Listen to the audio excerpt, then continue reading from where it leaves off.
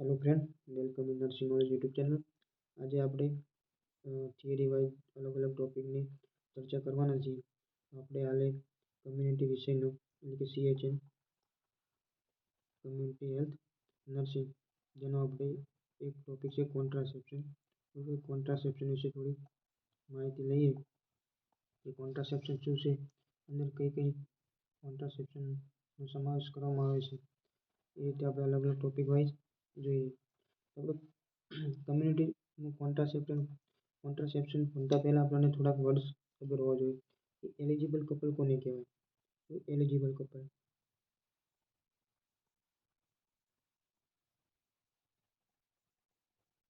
Eligible couple કેને કહેવાય?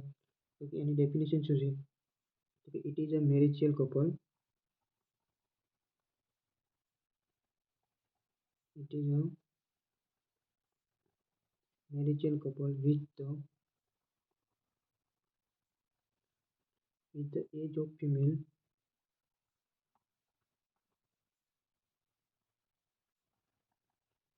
age of female 15 થી 45 અથવા તો 15 થી 49 વર્ષ with no one adopted permanent method. No one adopted permanent method. એક એલિજિબલ કપલ કેને કહેવાય? એવું કપલ કે જેને બરોબર, એલિજિબલ કપલ એટલે શું? કે એવું કપલ કે જેમાં જે મેરિડ હોય, પહેલાં તો કે મેરિડ હોય, કે પરણેલું હોય, અને એમાં ફિમેલની એજ કેટલી હોવી જોઈએ? આમાં પુરુષની એજની વાત કરવામાં નથી આવી, અને ફિમેલની એજ એટલે કે ફિમેલની એજ કેટલી હોવી જોઈએ? કે ફિમેલ 15 થી 45 વર્ષ. આપણે જ્યારે ઓપ્શનમાં પૂછાય કે એલિજિબલ કપલ કોને કહેવાય, તો 15 થી 45 ઓપ્શનમાં હોય તો પહેલાં એ ટીક કરવાનું, અથવા તો 15 થી 45 ના હોય તો 15 થી 49 વર્ષની જે સ્ત્રી હોય અને જે મેરિડ હોય કપલ, બરોબર, લગ્ન થયેલા હોય, એને આપણે એલિજિબલ કપલ કહીએ છીએ. બીજું કે એલિજિબલ કપલનું રજિસ્ટર કઈ જગ્યાએ મેન્ટેન થાય? તો એલિજિબલ કપલ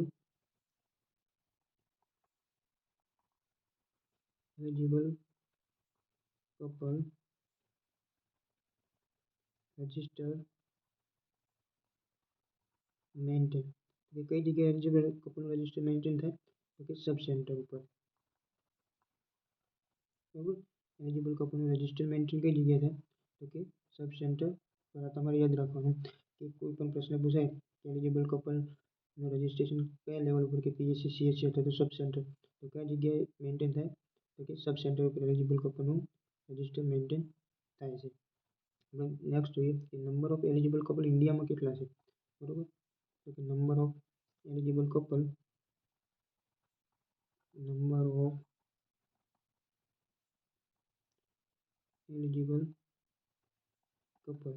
કેટલા છે? 130 થી 180 upon 1000, બરોબર. એટલે કે 130 થી 180, 1000ની આપણે પોપ્યુલેશન ગણીએ તો 1000ના પોપ્યુલેશનની અંદર 130 અથવા 180ની વચ્ચે આપણે એલિજિબલ કપલ જોવા મળે. આપણે એક્ઝેક્ટ જોતું હોય તો એક્ઝેક્ટ કેટલું હોય? તો કે 150 upon 1000, એટલે કે આપણે એક્ઝેક્ટ કેટલું થાય કે 150 એલિજિબલ કપલ જોવા મળે આપણને, બરોબર. યાદ રાખવાનું, તમારા રેન્જમાં પૂછાય તો કે 130 થી 180, બરોબર. અને એનું આપણે મેન્ટેન ક્યાં થાય એલિજિબલ કપલનું રજિસ્ટર? તો કે સબ સેન્ટર ઉપર. પછી આપણે એક બીજો છે કે ટાર્ગેટ કપલ કોને કહેવાય? તો કે target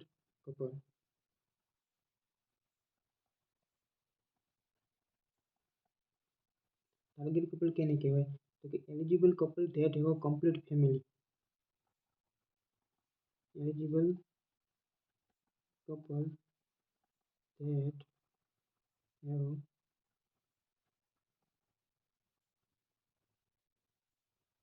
complete family or to live child, બરોબર. તો કે ટાર્ગેટ કપલ કોને કહેવાય? કે ટાર્ગેટ કપલ એને કહેવાય કે જે એલિજિબલ કપલ હોવા જોઈએ પહેલાં તો, કે એટલે કે એલિજિબલ કપલ એટલે કે એક પરણેલા પુરુષ અને સ્ત્રીનું શું કહેવાય? Eligible couple. જે લગ્ન થયેલા હોય એને આપણે એલિજિબલ કપલ કહીએ. જેમાં સ્ત્રીની ઉંમર 15 થી 45 વર્ષ અથવા તો 15 થી 49 વર્ષ, અને એને કોઈ પણ પરમનન્ટ મેથડ એડોપ્ટ કરેલી હોવી ના જોઈએ. એને આપણે કહીએ એલિજિબલ કપલ. જ્યારે ટાર્ગેટ કપલ આપણે કોને કહીએ? જે એલિજિબલ કપલ છે પણ એની ફેમિલી પૂરી થઈ ગઈ, એટલે કે એને ફેમિલી જે એક ચાઇલ્ડ થતો 2 ચાઇલ્ડની જે જરૂર હતી એ જરૂરિયાત પ્રમાણે પોતાની ફેમિલી પૂરી કરી નાખી છે, એને આપણે કહીશું ટાર્ગેટ કપલ. બરાબર. હવે ટાર્ગેટ કપલ જે છે, બરાબર, એને આપણે કોન્ટ્રાસેપ્શનની મેથડ આપણે એને સજેસ્ટ કરીશું. આપણે કોન્ટ્રાસેપ્શનની મેથડ જોઈએ હવે કઈ આવે છે.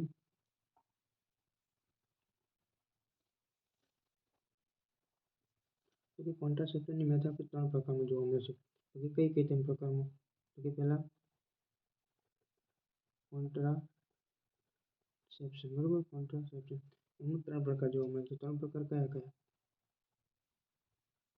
પહેલું તો કે આપણે પહેલો જે છે એને શું કહીએ? ટેમ્પરરી. બીજું છે આપણે એને પરમેનન્ટ. થર્ડમાં આપણે આવે કે ઇમરજન્સી. બરાબર. આ 3 આપણે કોન્ટ્રાસેપ્શનની 3 મેથડો છે કે ટેમ્પરરી, પરમનન્ટ અને ત્રીજી છે ઇમરજન્સી. તો કે આપણે જે ટેમ્પરરી છે એને બીજા કયા નામે ઓળખી શકીએ? કે રિવર્સિબલ. અને કયા નામે ઓળખવામાં આવે? રિવર્સિબલ. જ્યારે આ પરમનન્ટને શું કહેવામાં આવે? ઇરિવર્સિબલ. બરાબર. પરમનન્ટ એટલે કે જે એકવાર થયા પછી બીજી વખત આપણે ફેમિલી આપણે કે ચાઇલ્ડ આપણે લાવી શકીએ નહીં, એટલે કહેવાય પરમનન્ટ મેથડ. ત્યારે ટેમ્પરરી એટલે કે થોડા સમય માટે ટેમ્પરરી આપણે તેને કોન્ટ્રાસેપ્શન તરીકે ઉપયોગ કર્યો હોય, જે આપણે રિવર્સિબલ એટલે કે પાછે આપણે એને આપણે ચાઇલ્ડ કોઈ કપલને લાવવાની ઈચ્છા હોય તો એ ચાઇલ્ડ લાવી શકીએ. હવે આપણે ટેમ્પરરીના અલગ અલગ જે છે ટાઈપ એ જોઈએ કે ટેમ્પરરી કેટલા ટાઈપમાં આવે. આપણે પહેલો અહીંયા એક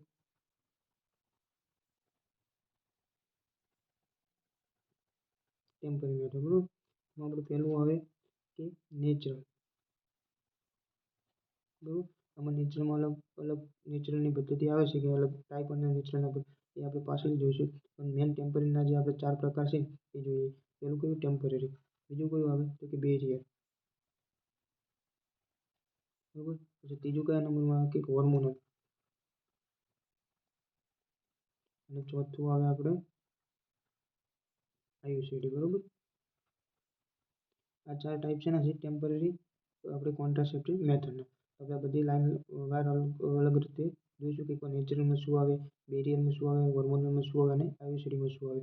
બરાબર. આપણે અત્યારે પહેલો જે વિડીયો છે આપણે નેચરલનો બનાવીશું. પછી પાર્ટ 2માં બેરિયર, હોર્મોનલ એવી રીતે અલગ અલગ વિડીયો આપણે અપલોડ કરતા રહીશું. ત્યારે આપણે નેચરલ ફેમિલી પ્લાનિંગ એટલે કે ટેમ્પરરી મેથડમાં પહેલી મેથડ કઈ? નેચરલ. નેચરલની અંદર 6 અલગ અલગ ટાઈપ આવે. બરાબર. કોઇટસ ઇન્ટરકોર્ટસ, બીબીટી એટલે કે basal body temperature, cervical mucus મેમ્બ્રેનની study, calendar method, lactational amenorrhoea method અને લાસ્ટમાં આવે એબ્સ્ટિશન. એટલે કે આ 6 મેથડ શું કહેવા માંગે એ આપણે જોઈએ. તો પહેલી આપણે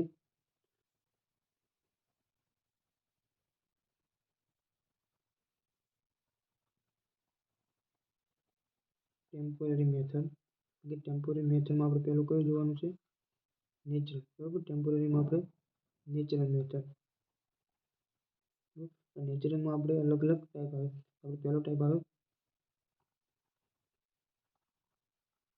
કોઇટસ ઇન્ટરપ્ટસ. કોઇટસ ઇન્ટરપ્ટસ એટલે કે આમાં શું આવે કે આને બીજા કયા નામે ઓળખવામાં આવે? કે વિથડ્રોવલ મેથડ. કોઇટસ ઇન્ટરપ્ટસ મેથડને બીજા કયા નામે ઓળખવામાં આવે? તો કે વિથડ્રોવલ મેથડ. તો કે also known as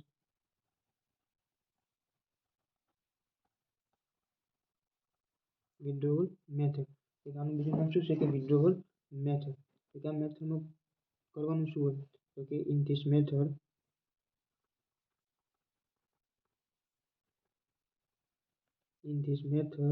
male partner withdrawal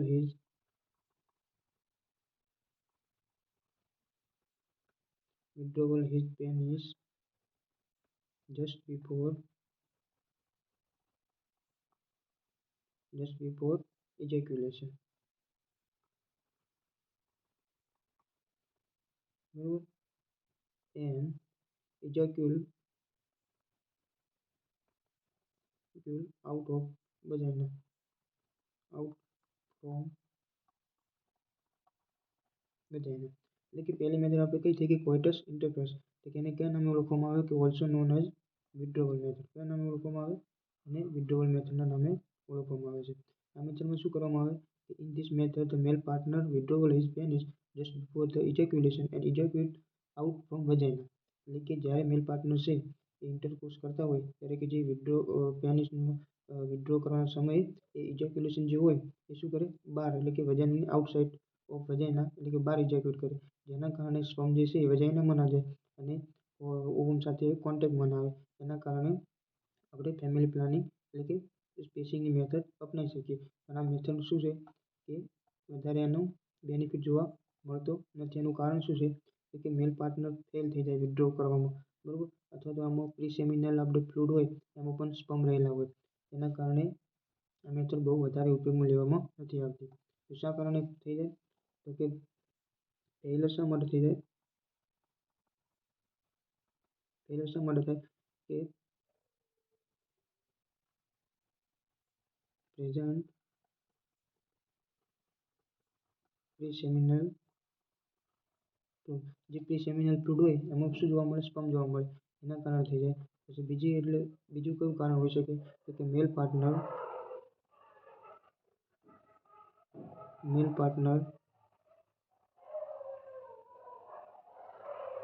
failure to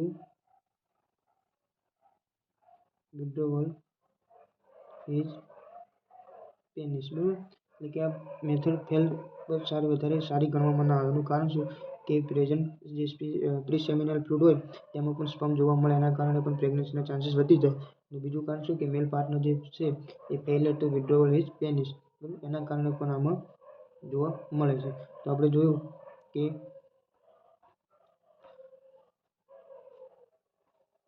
આપણે શરૂઆત કરી કોન્ટ્રાસેપ્શન, બરાબર. એટલે કે પહેલું આપણે શું જોયું કે એલિજિબલ કપલ. એલિજિબલ કપલ એટલે કે this is a marital couple, જે મેરિડ હોવા જોઈએ, બરાબર. જે મેરિડ હોય આપણે કપલ કહીએ with the age of female. અમે એજ કોની જોઈએ છે? ફિમેલ. કેટલી હોવી જોઈએ? 15 થી 45 અથવા તો 15 થી 49 વર્ષ. With no one adopted permanent method, કે જેને કોઈ પણ પ્રકારની પરમનન્ટ મેથડ એપ્લાય એટલે કે ના લાગુ કરાયેલી હોય ફેમિલી પ્લાનિંગ માટે, એને આપણે એલિજિબલ કપલ કહીએ. બીજો પ્રશ્ન આપણો કે એલિજિબલ કપલ રજિસ્ટર મેન્ટેન સબ સેન્ટર. તો એલિજિબલ કપલનું જે રજિસ્ટર છે એ કઈ જગ્યાએ મેન્ટેન થાય તો કે સબ સેન્ટર ઉપર. એ રીતે આપણે જોયું કે આપણે ઇન્ડિયામાં નંબર ઓફ એલિજિબલ કપલ કેટલા છે તો 130 થી 180 પર 1000. 1000ની વસ્તી આપણે જોઈએ તો 1000ની વસ્તી આપણે 130 થી 180ની વચ્ચે આપણને એલિજિબલ કપલ જોવા મળે છે. આપણે એક્ઝેક્ટ આપણે આંકડો જોતો હોય તો 150 આપણે લઈ શકીએ, બરાબર. 150 આપણને 1000ની વસ્તી આપણને એલિજિબલ કપલ જોવા મળે. એ રીતે આપણે બીજું શું જોયું? ટાર્ગેટ, બરાબર, તો ટાર્ગેટ કપલ. તો ટાર્ગેટ કપલ કેને કહેવાય? તો eligible couple that have a complete family or to live child. એટલે કે જે એલિજિબલ કપલ હતા એમાં શું હતું કે એમને કોઈ પણ પરમનન્ટ મેથડ લાગુ કરેલી ન હતી. પણ ટાર્ગેટ કપલમાં શું કે પોતાની ફેમિલી પૂરી થઈ ગઈ હોય, બરાબર. એટલે કે જે મેરિડ કપલ હોય એને પોતાની ફેમિલી એક ચાઇલ્ડ જોતું હોય તો એક ચાઇલ્ડ, બે ચાઇલ્ડની જરૂરિયાત હોય તો બે ચાઇલ્ડ, એ રીતે પોતાની ડિપેન્ડ ઉપર પોતાની કપલ જે આપણને ડિપેન્ડ હોય એના ઉપર એ ચાઇલ્ડ એક અથવા તો બે જે ફેમિલી પૂરી કરી દે કે હવે એમને આગળ કોઈ વધારે બીજા બાળકની જરૂર નથી, એને આપણે શું કહીશું? Target couple. જ્યારે આપણે કોન્ટ્રાસેપ્શન મેથડનો ઉપયોગ કરીએ એ આપણે કોને જે પરમનન્ટ મેથડ હોય એ વધારે આપણે ટાર્ગેટ કપલને સજેસ્ટ કરતા હોઈએ છીએ. એ ટાર્ગેટ કપલને આપણે પરમનન્ટ મેથડ એપ્લાય કરીએ એના કારણે એમને ફેમિલી પૂરી થઈ ગઈ હોય છતાં આગળ બીજું બાળક ના થાય, બરાબર. આગળ આપણે જોયું કોન્ટ્રાસેપ્શન. કોન્ટ્રાસેપ્શન એટલે કે 3, એક ટેમ્પરરી, પરમનન્ટ અને ઇમરજન્સી, બરાબર. ટેમ્પરરી એટલે કે રિવર્સિબલ. એને આપણે પાછું રિવર્સિબલ એટલે આપણે એને પાછું ઉપયોગમાં પાછું એ આપણે મેથડ જેટલો ટાઈમ પૂરતી એટલે કે સ્પેસિંગ માટે આપણે જે એપ્લાય કર્યું એને પાછું આપણે રિવર્સિબલ કરી શકીએ. જ્યારે પરમનન્ટ મેથડ કેવી છે? ઇરિવર્સિબલ. ઇરિવર્સિબલ એટલે કે પછી આપણે પરમનન્ટ મેથડ એપ્લાય કર્યા પછી આપણે બીજી વારે આપણે ચાઇલ્ડ લાવી શકીએ નહીં. અને ઇમરજન્સી એટલે કે કોઈ અનવોન્ટેડ પ્રેગ્નન્સી હોય, અનવોન્ટેડ ઇન્ટરકોર્સ થઈ ગયેલું હોય ત્યારે ઇમરજન્સી આપણે કોન્ટ્રાસેપ્શનનો ઉપયોગ કરીએ.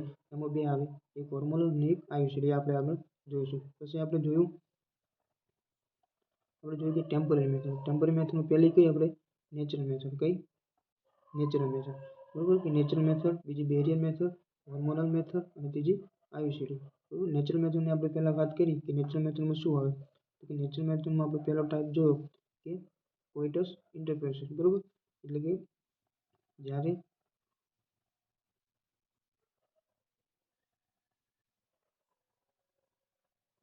કોટેડ ઇન્ટરકોર્સ એટલે કે એને કયા નામે ઓળખવામાં આપણે વિડ્રોવલ મેથડ એટલે કે વિડ્રોવલ મેથડ શા માટે એવા ઓળખવામાં આવે also known as withdrawal method શા માટે કે એમાં મેલ પાર્ટનર હોય અને ઇજાક્યુલેશન પહેલાં એને પેનિસને વિડ્રો કરવાનું હોય એટલે જ આપણે એને વિડ્રોવલ મેથડ તરીકે ઓળખીએ છીએ.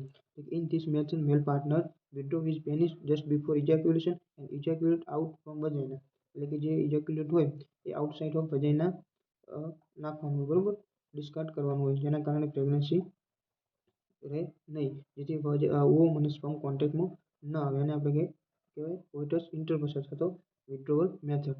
હવે એમાં શું હતું કે ફેલર રેટ વધારે છે એનું કારણ શું કે પ્રેઝન્ટ પ્રીસેમિનલ ફ્લુઇડ બરાબર કે પ્રીસેમિનલ ફ્લુઇડ હોય એમાં શું હોય સ્પર્મ જોવા મળે એના કારણે પણ સ્પર્મના અને ઓવમના કારણે ફર્ટિલાઇઝેશન થવાના ચાન્સીસ વધી જાય. પછી બીજું કારણ શું હતું કે male partner failure to withdrawal his penis એટલે શું થઈ જાય કે મેલ પાર્ટનર જે ઇન્ટરકોર્સ દરમિયાન પાર્ટનર જે પેનિસને વિડ્રો કરવાનું હોય એમાં ફેલ થઈ જાય એના કારણે પણ પ્રેગ્નન્સીના ચાન્સીસ વધી જાય. આપણે બીજો જોઈએ બીજી છે આપણી બેઝલ બોડી ટેમ્પરેચર બરાબર બીજી કઈ છે બીબીટી એટલે કે basal body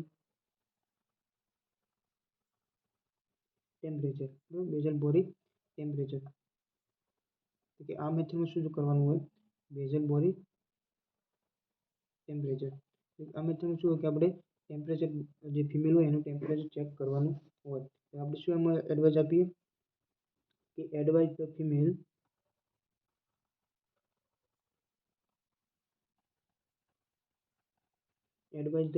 to check the body temperature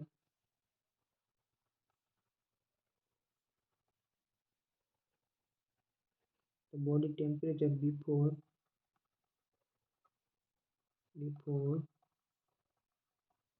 getting out from bed after awaking. આ મેથડનું શું આપણે કે બેઝલ બોડી ટેમ્પરેચર મેથડ તો એમાં શું આપણે એડવાઇસ કરીએ કે advice the female to check the body temperature before getting out from bed after awakening એટલે કે જ્યારે આપણે ફિમેલને એડવાઇસ કરવાની કે જ્યારે સવારમાં વહેલા જાય આપણે પથારીમાંથી ઉઠે સવારે વહેલા ત્યારે એને બોડીનું ટેમ્પરેચર ચેક કરવા માટે સલાહ આપવાની. જો ટેમ્પરેચર એટલું if temperature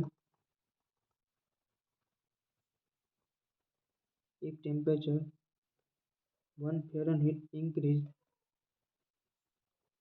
that indicate ovulation.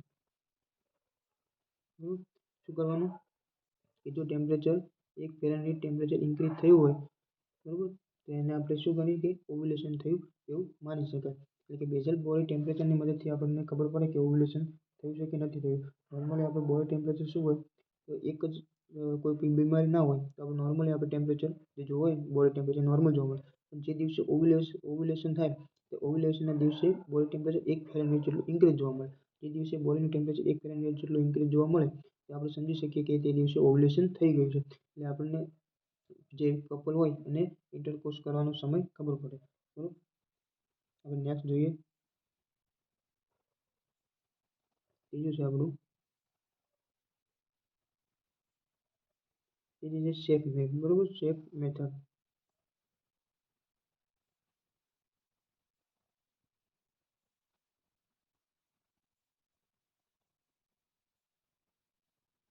Pad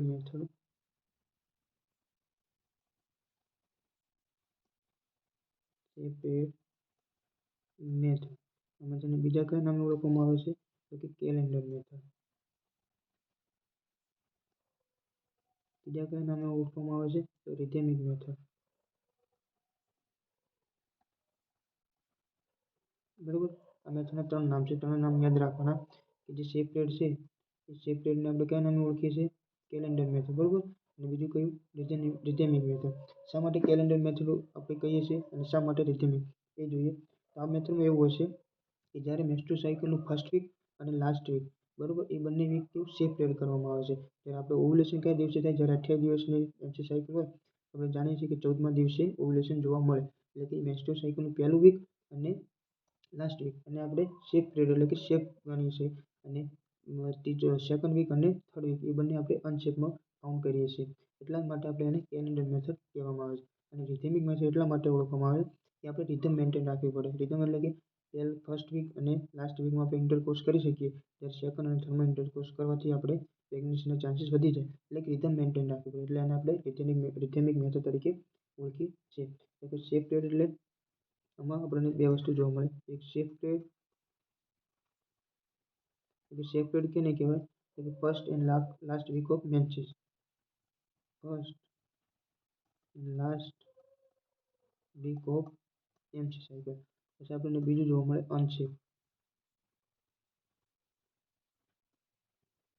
unsafe એટલે કે second and third week of MC. એટલે કે જે ફર્સ્ટ વીક અને લાસ્ટ વીક છે આપણે સેફમાં માનીએ છીએ, અને અનસેફ એટલે કે સેકન્ડ અને થર્ડ વીકમાં અનસેફ ગણીએ એટલા માટે કે એમાં પ્રેગ્નન્સીના ચાન્સીસ વધી જાય. આપણી હતી થર્ડ મેથડ એટલે કે સેફ પીરિયડ મેથડ, જેને કેલેન્ડર મેથડ તરીકે ઓળખવામાં આવે છે, અને બીજી રિધમિક મેથડ. હવે આપણે ચોથા નંબરની સર્વાઇકલ મ્યુકસ સ્ટડી જોઈએ. કે ચોથા મેથડની મેથડ કઈ છે? સીએમએમ. સીએમએમ નો મતલબ શું થાય કે સર્વાઇકલ મ્યુકસ મેથડ. બરોબર, સર્વાઇકલ મ્યુકસ મેથડ. આ મેથડને બીજા કયા નામે ઓળખવામાં આવે છે? કે also known as billing method. કયા નામે?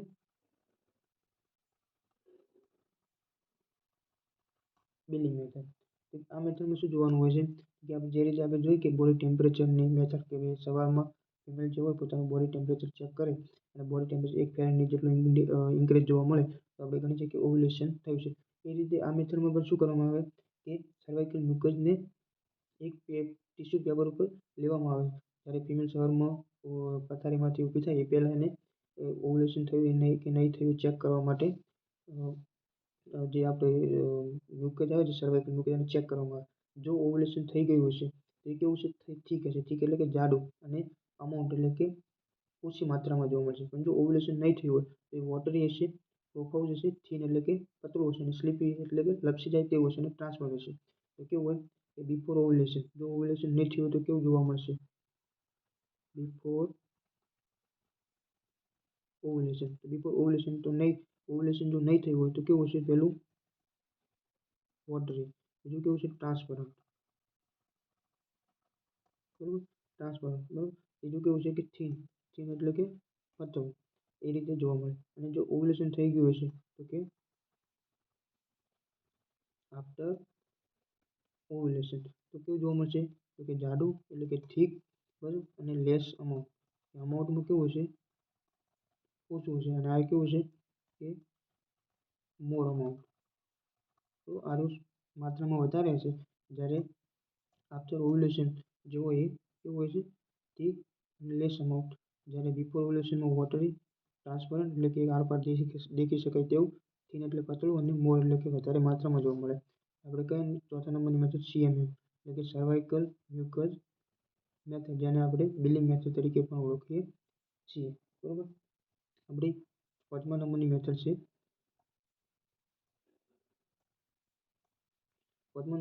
છે લેક્ટેશનલ એમનોરિયા મેથડ.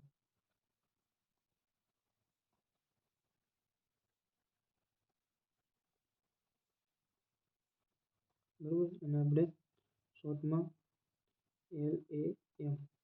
લેક્ટેશનલ એમનોરિયા મેથડમાં શું હોય? ત્યાં પહેલાં તો કે 98% ઇફેક્ટિવ છે. બરોબર, એટલે કે સૌથી વધારે ઇફેક્ટિવનેસ ધરાવે છે. કે લેક્ટેશનલ એમનોરિયા મેથડ કેને કહેવાય? કે જે માતા જે ફિમેલ હોય તે પોતાના બાળકને બ્રેસ્ટ ફીડિંગ કરાવતી હોય એને આપણે લેક્ટેટિંગ વુમન તરીકે ઓળખવામાં આવે છે. એટલે કે જ્યારે આપણે કોઈ પણ નોર્મલ ડિલિવરી અથવા તો કે સિઝેરિયન સેક્શન દ્વારા જો કોઈ પણ મધરની ડિલિવરી, બાળકની ડિલિવરી થાય ત્યારે 6 મહિના સુધી આપણે બ્રેસ્ટ ફીડિંગનો ટાઈમિંગ કેટલો હોય છે? 6 મહિના સુધી. એ 6 મહિના સુધી ઓનલી બ્રેસ્ટ ફીડિંગ બાળકને આપવું. એટલે કે જે માતા બાળકને 6 મહિના સુધી ધાવણ એટલે કે બ્રેસ્ટ ફીડિંગ કરાવે છે તો એમાં પ્રોલેક્ટિનનું લેવલ વધારે હોય. શેનું લેવલ વધારે? પ્રોલેક્ટિનનું. એટલે પ્રોલેક્ટિનનું લેવલ વધારે હોય એટલે પ્રોલેક્ટિનના કારણે ઓવ્યુલેશન એટલે કે એમસી સાયકલ આવે નહીં. એના કારણે આપણે પ્રેગ્નન્સીના ચાન્સીસ ઘટી જાય. એટલે કે ઓવ્યુલેશન ના થાય એટલે કે ઓવમનું પ્રોડક્શન ના થાય, અને ઓવનું પ્રોડક્શન ના થાય એટલે કે સ્પર્મ અને ઓવમ કોન્ટેક્ટમાં આવે નહીં અને ફર્ટિલાઇઝેશનની પ્રોસેસ જોવા મળે નહીં. એટલે કે આ રીતે લેક્ટેશન એમ્બ્રિયોનિક મેથડ કામ કરતી હોય છે.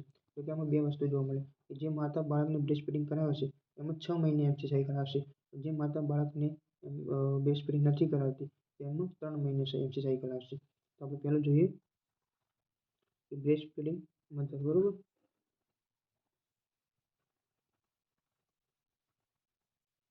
બ્રેસ્ટ ફીડ મેથડ, બરોબર.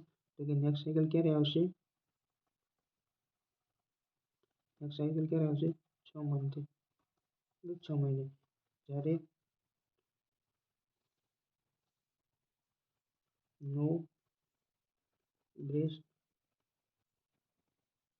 Feed method.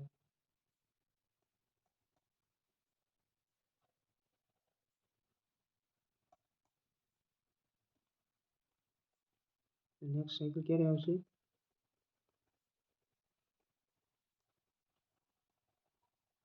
3 મંથ, બરોબર. કે જે માતા બાળકને બ્રેસ્ટ ફીડિંગ કરાવે છે તેમાં એમસી સાયકલ 6 મહિને આવે. પ્રોલેક્ટિન લેવલ વધારે જોવા મળે.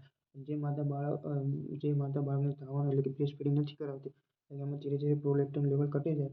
પ્રોલેક્ટિન લેવલ ઘટી જાય એટલે પછી એમસી સાયકલ રેગ્યુલર ચાલુ થઈ જાય. એમાં ત્યાં 3 મહિને એમસી સાયકલ જોવા મળે. હવે આપણે લાસ્ટ નેચરલ જે ફેમિલી પ્લાનિંગ મેથડ હતી એમાં એબ્સ્ટિશન કે જે 6 નંબરની આપણે હતી, બરોબર. એને એબ્સ્ટિનન્સ, બરોબર. એબ્સ્ટિનન્સનો મતલબ શું થાય કે કોઈ પણ પ્રકારનું ઇન્ટરકોર્સ કરવામાં ન આવે. Do not done the intercourse, બરોબર. એટલે કે એનો મતલબ શું કે અવોઇડ સેક્સ્યુઅલ ઇન્ટરકોર્સ, બરોબર. એ રીતે આપણે આ 6 મંથ મેથડ નેચરલ ફેમિલી પ્લાનિંગની થઈ ગઈ. પહેલી મેથડ આપણી કઈ હતી? હવે પહેલું શું જોયું કે કોન્ટ્રાસેપ્શન. આપણે બે એલિજિબલ કપલ અને ટાર્ગેટ કપલ વિશે જોયું. પછી આપણે 3 પ્રકારની કોન્ટ્રાસ્ટ એટલે કે ટેમ્પરરી, પરમેનન્ટ અને ઇમરજન્સી. એમાં આપણે ટેમ્પરરીમાં નેચરલ બેરિયર, હોર્મોન અને આઇસોલેશન. એમાં નેચરલમાં આપણે પહેલી જોઈ કે કોઇટસ ઇન્ટરકોર્સ, બરોબર. એટલે કે એને વિથડ્રોવલ મેથડ તરીકે ઓળખવામાં આવે. ઓલ્સો નોન એઝ વિથડ્રોવલ મેથડ, જેમાં મેલ પાર્ટનર પેનિસને વિથડ્રો કરે જસ્ટ બિફોર ઇજેક્યુલેશન.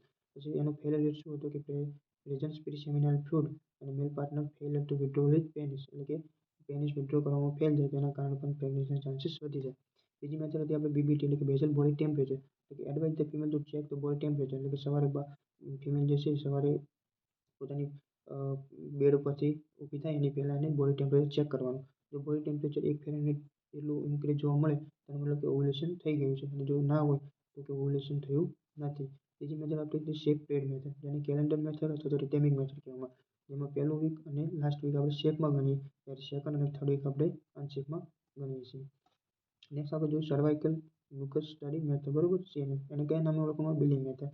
એટલે કે બિફોર ઓવ્યુલેશન જે આપણે સર્વાઇકલ મ્યુકસ કેવું જોવા મળે? વોટરી, ટ્રાન્સપ્લાન્ટ, થિન અને મોર અમાઉન્ટ. જ્યારે આફ્ટર ઓવ્યુલેશન કેવું જોવા મળે? થીક એટલે કે જાડું, લેસ અમાઉન્ટ એટલે કે ઓછી માત્રામાં જોવા મળે. પાંચમી આપણે જોયું લેક્ટેશન એમનોરિયા મેથડ. કઈ જોયું? લેક્ટેશનલ એમનોરિયા મેથડ. એટલે કે લેક્ટેશન એમનોરિયા મેથડમાં શું હોય કે બ્રેસ્ટ ફીડિંગ, જે માતા બાળકને બ્રેસ્ટ ફીડિંગ કરાવતી હોય એ બાળકનું એમસી સાયકલ 6 મહિને અથવા 3 મહિને આવતા હોય છે. આ કેવી 98% ઇફેક્ટિવનેસ ધરાવે નેચરલમાં સૌથી વધારે. બ્રેસ્ટ ફીડિંગ મધર હોય, બરોબર. બ્રેસ્ટ ફીડિંગ જે મધર કરાવતી હોય એમાં 6 મહિને નેક્સ્ટ એમસી સાયકલ આવે એટલે 6 મહિના સુધી આપણે એમનોરિયા જોવા મળે.